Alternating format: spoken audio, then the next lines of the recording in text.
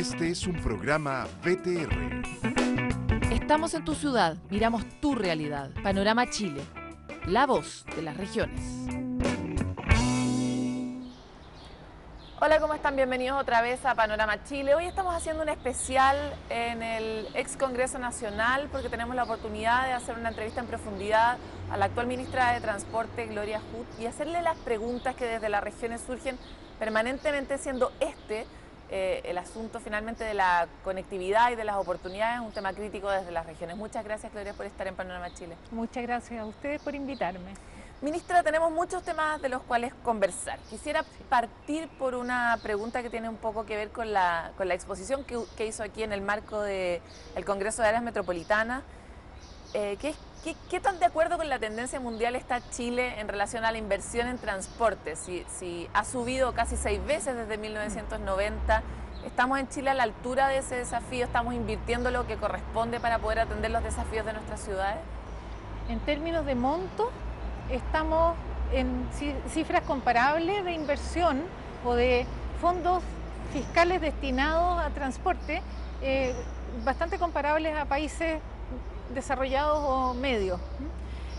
Mi impresión, sin embargo, es que no estamos enfocando esos recursos en la manera correcta. Estamos enfrentando un deterioro importante, por ejemplo, de los activos. Los buses envejeciendo, tenemos poca inversión en estaciones de intercambio modal, tenemos muy poca inversión en tecnología. Para los montos que invertimos, deberíamos realmente estar en una situación del transporte mejor de la que debería ser reluciente y estamos lejos de eso. ¿Y usted cree que eso es por los contratos, por cómo se estableció el acuerdo con el sistema de transporte, o quién está tomando mal las decisiones en el fondo? Yo creo que esto es un aprendizaje. Cuando se generó la ley de subsidios, que fue en el año 2010, no nos olvidemos que en 2011 nos tocó a nosotros poner en marcha la ley de subsidios. Y entonces ya llevamos un periodo largo como para evaluar cuál ha sido el impacto de ese diseño. Han cambiado las ciudades, han cambiado las personas y han cambiado las demandas. Y por eso a mí me parece oportuno plantear una revisión del alcance de esa ley.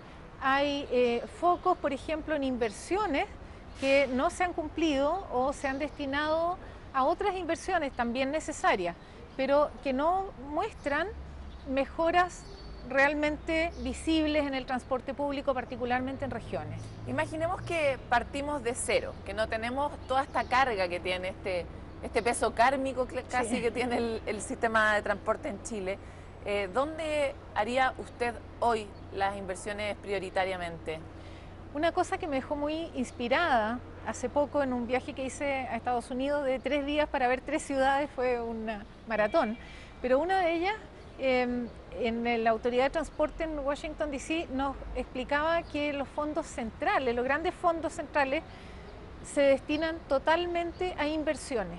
Ellos se preocupan de no deteriorar los activos, que los buses estén en buen estado, que haya, como decía, estas estaciones de intercambio modal, que haya buenas vías para la circulación de los buses, que haya sistemas de pago electrónico, y me parece que ese es un buen enfoque. Y los fondos regionales van a los subsidios que mejoran, por ejemplo, las tarifas a las comunidades que lo requieren. Me parece que ese enfoque es mucho más acertado que el nuestro, que es justo al revés. El fondo central nuestro se va casi todo a operación, a rebajas de tarifa. Y en cambio los fondos regionales, que deberían ir a infraestructura y a inversiones, se destinan a inversiones, pero no en transporte. Entonces nadie está invirtiendo en que los activos del transporte mantengan su valor. Y creo que aquí hay un desafío muy grande para corregir esa situación después del aprendizaje de todos estos años. Ministra, ¿qué herramientas tiene usted para poner estas buenas ideas en práctica, entendiendo cómo funciona el sistema político en el fondo y la cantidad de estímulos contrarios que hay dentro de las necesidades de las regiones, de los mismos representantes? La herramienta es una modificación a la ley de subsidios. Yo creo que hay suficiente discusión y también consenso transversal en que gran parte de estos recursos no se han ido a mejorar el transporte público. Yo creo que en eso no anticipo yo gran dificultad en llegar a un acuerdo con los parlamentarios para hacer una corrección sustantiva de esta ley. Ministra, usted planteaba esta idea de cómo la planificación muchas veces se encuentra en oposición a la voluntad ciudadana. Yo creo que en Chile y en particular en Panorama Chile nosotros vemos permanentemente ese tipo de conflictos. O sea, las personas no están contentas con la forma en que se están tomando las decisiones de las ciudades y no se sienten a gusto con la ciudad que les toca vivir. ¿Cómo acortamos esta distancia? ¿Dónde usted cree que están las grandes claves? Yo creo que es una gran clave y es universal, y es tener la sensibilidad de qué es lo que está pasando en la sociedad y tratar de anticiparse. Para eso la única clave es el contacto con las personas, pero no es muy difícil ver cuáles son las grandes tendencias. Los países desarrollados están muy conscientes de la onda millennial, y los millennials tienen un comportamiento de viaje muy diferente al que tenía la generación anterior. Ellos, por ejemplo, ya no quieren un vehículo propio, no quieren amarrarse. Si uno no es capaz de captar esas tendencias, muy difícilmente va a llegar a tiempo con una respuesta que facilite esa movilidad. Como vimos en la presentación, uno de los pocos temas o pocos ámbitos en los que hay certeza de que van a seguir creciendo mucho, que va a seguir creciendo la demanda, es en el tema de los viajes. La concentración urbana, el desarrollo, hace que las personas seamos cada vez más móviles y tenemos que responder a esas tendencias, al uso del espacio público, a ciudades más densas, con menos espacio dentro de la casa y un patio que es la calle. El espacio público para mí es central en la vida de las personas en las siguientes décadas. Si no somos capaces de captar eso, da lo mismo lo que escribamos como gobernanza, las definiciones de funciones, cómo asignemos los recursos. Para mí eso es completamente secundario a la capacidad de recoger la sensibilidad de lo que está pasando en la calle, la vibración. Ministra, ¿y cómo ve usted que se están coordinando las conversaciones? Venimos de un mundo muy estructurado por silos, tenemos un gobierno muy estructurado por silos también, los ministerios funcionan muy autodeterminadamente. Sin embargo, los problemas que usted plantea, los desafíos que usted plantea, son desafíos interdisciplinarios e interministeriales. ¿Cómo está mirando usted su gestión y la gestión de este gobierno en relación a, por ejemplo, ponerse de acuerdo con el Serviu o con las áreas metropolitanas en general? Es muy difícil en general y más que difícil es circunstancial. Por ejemplo, ahora en el gobierno tenemos una relación muy buena entre los ministros y eso facilita mucho las cosas, pero es una cosa circunstancial, porque podría haber otro gobierno que no tenga esa buena relación y se trancan las cosas. Y me parece que el país no puede depender de la calidad de las relaciones entre los ministros para funcionar. La normativa, por ejemplo, en el Ministerio de Transporte, a mi juicio, con suerte responde a los años 80 y la capacidad de cambio, esto de tratar de amarrar muchas cosas. Yo creo que el mundo está moviéndose a otro ritmo y tenemos que ser capaces de abrir un poco y tal vez sancionar el comportamiento no deseado más que tratar de amarrar todo. Proteger a los usuarios, juntar mucha información, tener una capacidad de reacción mayor. Yo creo que hay un desafío muy grande en eso, en cómo resolvemos las cosas con modalidades distintas. Quiero poner un ejemplo bien concreto de avances que se pueden lograr a velocidades completamente diferentes de las que conocemos. Nosotros tenemos corredores exclusivos para buses, en Vicuña Maquena, próximamente en Independencia. Esos corredores se han demorado entre 5 y 6 años en estar listos y han costado en promedio 10.000 millones de pesos por kilómetro. En comparación, hemos activado pistas dedicadas para buses controladas por cámaras que generan infracciones. Esas pistas nos hemos demorado más o menos 4 meses en tenerlas listas y nos cuestan 50 millones de pesos por kilómetro.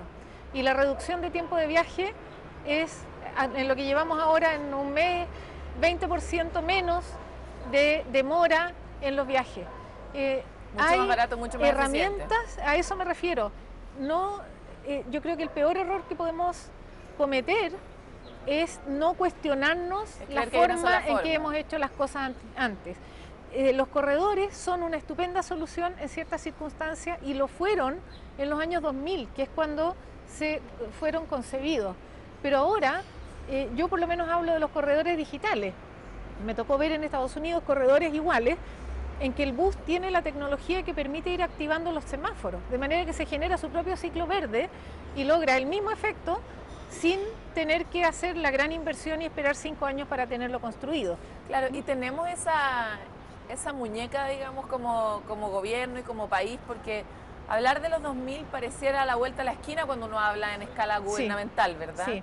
Pero efectivamente, en la vida de un ciudadano, hablar de los 2000 y hablar de ahora realmente es un cambio enorme. Entonces, ¿está el Estado preparado o está el Estado desafiado a transformarse hoy? ¿Están conscientes los mismos ministros de esta velocidad de cambio? Sí, bueno, el primer consciente de esto es el presidente. El presidente, dado el ritmo al que a él le gustaría que pasen las cosas, es el primero que nos empuja a revisar esto, a modernizar. Por eso nombró un delegado para la modernización. Él se da cuenta de que pasan cosas tan absurdas como que un ciudadano tiene que ir a una oficina pública a pedir un certificado para llevarlo a otra oficina pública, cuando el Estado podría pasarse la información directa. Todo eso son trabas, trancas que incomodan, porque las personas están acostumbradas ahora a otro ritmo y el Estado es el que se está quedando atrás en la respuesta. Las herramientas están, podemos cambiar reglamentos, podemos cambiar proyectos de ley. Lo que necesitamos es lanzarnos a hacerlo. Y este ejemplo de los corredores nos muestra que con las mismas facultades y los mismos reglamentos sí se pueden hacer cambios importantes. Entonces tampoco hay que atribuir a la institucionalidad la posibilidad de hacer estos cambios. Ministra, vamos a volver con este tema de la institucionalidad, pero necesitamos hacer una pausa. Nosotros vamos y volvemos.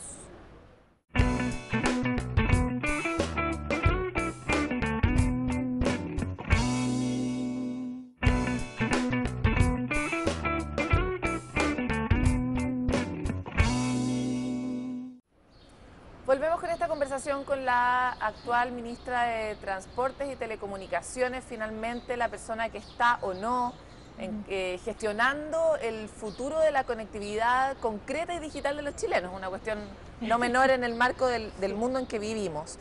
Ministra, quisiera volver sobre la idea de la institucionalidad que dejamos un poco en stand-by antes de ir a la pausa. Sí. Recuerdo en particular el ejemplo de la Comisión de Innovación en Suecia. La Comisión de Innovación en Suecia está por sobre los ministerios e inmediatamente debajo del presidente, que no es el presidente, ya sabemos que el sistema político es diferente, pero en el fondo está ahí. Y eso obliga de alguna forma a que todos los ministerios estén coordinados para ciertos desafíos. Entre ellos está el de transporte y ciudades inteligentes. Entonces, ¿cree usted que de la misma forma que estamos necesitando actualizar nuestra forma de reflexionar sobre la ciudad, necesitamos actualizar nuestra institucionalidad para generar una cuestión más interdisciplinaria, más 360 para mirar los problemas? Sí, sin duda. Y ayer en un seminario, por ejemplo, hablábamos de eso en cosas muy básicas. Decían, ¿por qué, por ejemplo, los corredores de buses son tan toscos?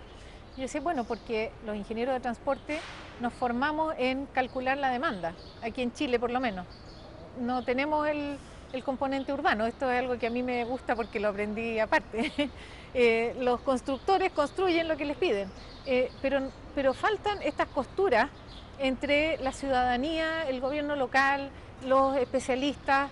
El componente estético es algo que no aparece en ninguna de las resolver el problema y resolver el problema para personas, ¿no? Para personas, es que por eso yo insisto en ese componente.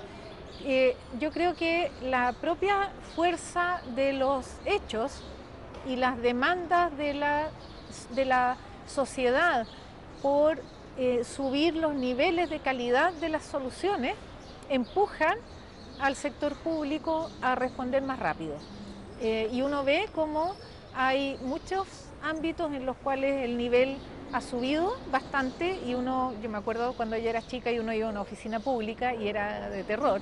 Y ahora uno va a oficinas públicas y se ve un súper buen ambiente, buenas instalaciones, pero en el transporte como que nos quedamos atrás en ese estándar. Yo creo que ahí hay un desafío importante. Hay una deuda histórica en Chile, que tenemos tantas de esas, ¿no? Que parece ser de qué forma enfrentamos el tren, ¿no? Sí. ¿Qué opina usted? Porque aquí hay un movimiento nacional a favor de los trenes. Hay gente que extraña los trenes enormemente y cuando uno mira a los países desarrollados, hay algo que tienen, son trenes. ¿Qué opina usted de eso? A mí me encantan los trenes también y me encantaría tener muchos más trenes. Hay un tema nomás, es quién los paga, porque o uno paga con tarifa o paga con impuestos. Esto no se paga solo, digamos. Y hay situaciones donde el tren es una muy buena solución y hay requisitos que tienen que cumplirse como rotación de pasajeros de manera que pueda conseguir el financiamiento suficiente. Los países europeos que tienen, por ejemplo, muchos trenes, también tienen mucho más recursos, tienen el doble o el triple del PIB per cápita que tenemos nosotros y por eso tienen recursos para subsidiar. Necesitamos crecer mucho más para poder financiar una mejor chauchera de todas maneras y proyectos en los que pueda haber inversión privada y que en el tiempo se puedan ir pagando más gradualmente con los fondos públicos, mientras que la inversión inicial la hace un privado, por ejemplo, es una alternativa. Hay distintas opciones, pero tiene que haber una rentabilidad mínima para que se justifique el proyecto, porque como te digo, o lo paga la tarifa o lo pagan los impuestos. Me acuerdo en particular del caso de este tren que se inauguró hace muy poco, que va hacia San Bernardo. Sí, y que ha sido súper exitoso. Fue muy exitoso, pero además una gran sorpresa de los usuarios fue que al parecer la cantidad de usuarios que se calculaba fue subcalculada. No, sí, o sea, ya fue muy superada. En ese sentido, ¿estamos mirando bien para evaluar la rentabilidad, por ejemplo, de los trenes? ¿Sabemos mirar cuál sería nuestra capacidad de público para cada uno de los proyectos hoy día? Bueno, uno parte haciendo uso de herramientas que se usan universalmente para hacer estas estimaciones y por supuesto que se pueden equivocar estas herramientas. En general no se equivocan tanto y hay un rango que es el aceptable y se hacen escenarios más favorables y menos favorables. Yo creo que la diferencia aquí con lo proyectado, probablemente con el escenario medio, puede ser más grande, pero con el escenario más optimista de captura, la diferencia no es tan grande. Están dentro de los rangos previstos y por eso que se hacen los proyectos, porque están dentro de un rango donde se pueden sustentar. Ahora falta llegar a Rancagua con más regularidad como estaba previsto en el proyecto original, pero yo no atribuiría a una dificultad de estimación de la demanda el hacer o no hacer los proyectos. Yo creo que tiene que ver más con la posibilidad real de financiarlo. Otra cosa que se hablaba mucho respecto a la evaluación de los proyectos es que Chile fue esclavo durante mucho tiempo del cálculo por pasajero en el fondo. Esta cuestión es rentable porque va a cubrir a más personas o no y por lo tanto eso terminaba dejando más desigualmente la situación de las regiones, que no necesariamente tienen la cantidad de densidad urbana que tienen las grandes ciudades y por lo tanto nunca es correcto aplicar una solución de un tren u otra, porque nunca es rentable. ¿Cree usted que el cálculo de rentabilidad ha cambiado en relación a cómo ha cambiado el tiempo también? Sí, no ha cambiado y debería cambiar. ¿No ha cambiado en Chile? No ha cambiado en Chile y estas metodologías de evaluación de proyectos vienen desde la época en que Chile recibía financiamientos de organismos bilaterales, del BID, Banco Mundial, en cantidades mayores. Entonces esos organismos establecían las metodologías. Y estas metodologías en transporte en general lo que valoran es el ahorro de tiempo y combustible y nada más. Yo creo que aquí sí es necesario incorporar otros elementos en estas metodologías. Desde luego la seguridad, por ejemplo, ahorro de accidentes. Eso es una variable que no entra en la evaluación de estos proyectos. Mejoras ambientales tampoco se consideran y yo creo que cada vez más el componente ambiental va a tener un rol. Ya comenté yo en la presentación, no hay ningún plan de transporte en el mundo desarrollado que no tenga la reducción de emisiones de CO2 como objetivo estratégico. ¿Y usted está metiendo esos elementos dentro del análisis del mismo ministerio? Estamos tratando de cambiar esas metodologías, son metodologías del Ministerio de Desarrollo Social. Nosotros estamos obligados a usar las metodologías que existen, pero también es rol nuestro empujar para que esas metodologías vayan cambiando. Ahora, avancemos un poco sobre la línea de cómo hacemos que ciertos proyectos de inversión a largo plazo, como son los de transporte, por ejemplo, sean rentables y funcionen. Por ejemplo, ¿cuál es el rol de la ciudadanía? ¿Cómo de acuerdo a usted está incluida o no la ciudadanía en la toma de decisiones del gobierno actualmente y hacia dónde debiéramos tender? Bueno, hay por ley ahora obligación, cosa que me parece muy buena, de hacer consultas públicas en todas las iniciativas de inversión importantes. Yo creo que ese es un canal y me parece muy importante también que las personas tomen conciencia de su rol ciudadano. Una diferencia bien clave, creo yo, con los países desarrollados, es que las comunidades son muy serias para hacer sus planteamientos. No solo reclaman porque les gustaría tener algo, sino que justifican técnicamente por qué sería mejor tener lo que están pidiendo que no tenerlo. También tienen institucionalmente más formas de participar que los chilenos, en comunidades como, sí, acá no sé, pues, del primer mundo. No está vedado, hay consejos de gente que participa, los COSOC, el Consejo de la Sociedad, y también hay instancias de consultas públicas donde se pueden recibir las propuestas.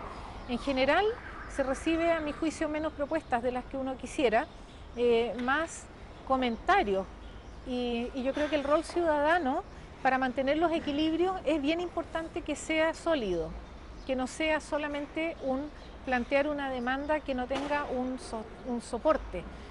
Creo que uno puede abrir una discusión y modificar proyectos cuando tiene evidencia de que en realidad se podía hacer mejor.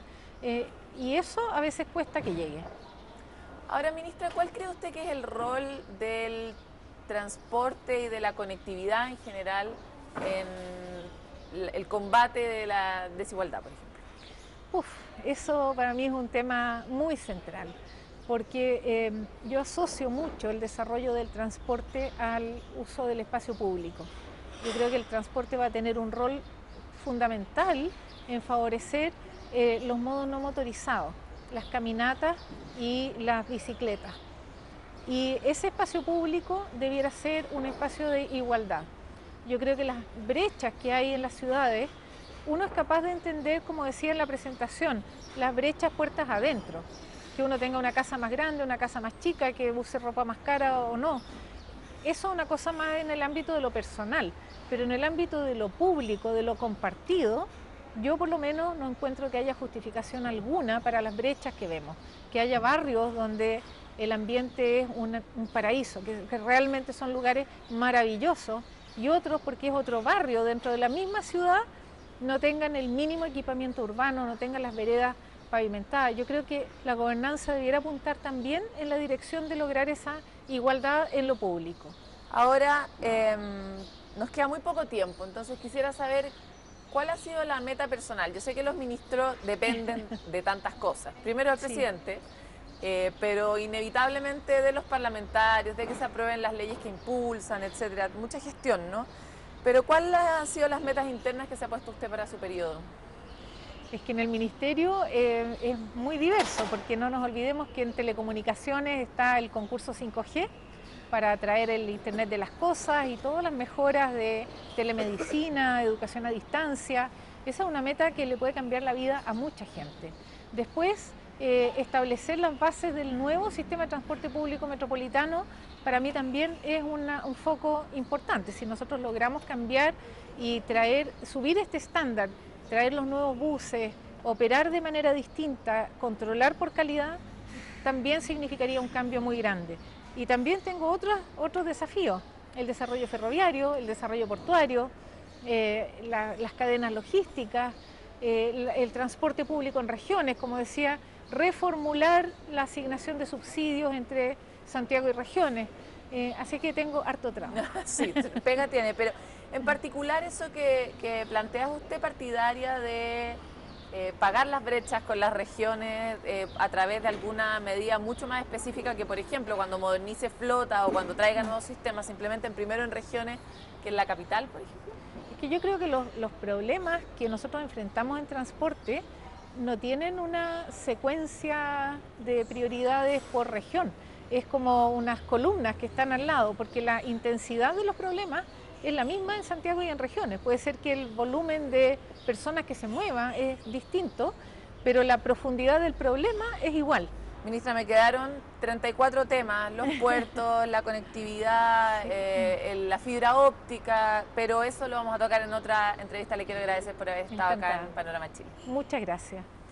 Hasta aquí llegamos con esta conversación. Es una primera pincelada en torno a los temas que de verdad están hilvanando en nuestra pauta noticiosa a lo largo del año. Pero vamos a volver con la ministra en otro momento para profundizar sobre los temas que quedaron pendientes, que son parte de los más grandes desafíos regionales en algunas zonas. Nos encontramos otra vez en Panorama Chile. VTR presentó Estamos en tu ciudad, miramos tu realidad. Panorama Chile, la voz de las regiones.